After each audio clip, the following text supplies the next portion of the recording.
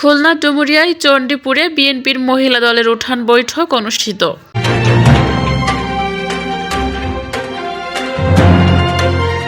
আসসালামু আলাইকুম দর্শক, সকলকে আমন্ত্রণ জানাচ্ছি বিবিআর নিউজে। ভ্রাম্যমাণ প্রতিনিধি আরিফ বিল্লার পাঠানো তথ্যচিত্রে বিস্তারিত দেখুন। এরকম অনেক নদীর আমরা ফেসবুকে দেখি, আল্লাহ পাকি জানে কতটুকু সত্য, কিন্তু যেটা জেলখানায় চলে গেল এটা তো দেখলাম। ইতিমধ্যে ওনারা সিস্টেম করেছে, আপনাকে 500 টাকা ধরাই দিবে, একটা ভোটার ব্যালট দিবে, আপনি এইটা জমা দিয়ে আসবেন আর আপনারটা নিয়ে আসবেন। দয়া করে এই কাজের খুলনা ডুমুরিয়া উপজেলা 6 নং মাগুরাগোনা ইউনিয়ন 4 নং ওয়ার্ড চণ্ডীপুরে বিএনপি ধানের শীষের মনোনীত পদপ্রার্থী আলী আসগর লবির পক্ষে জাতীয়তাবাদী মহিলা দলের উঠান বৈঠক অনুষ্ঠিত হয়েছে।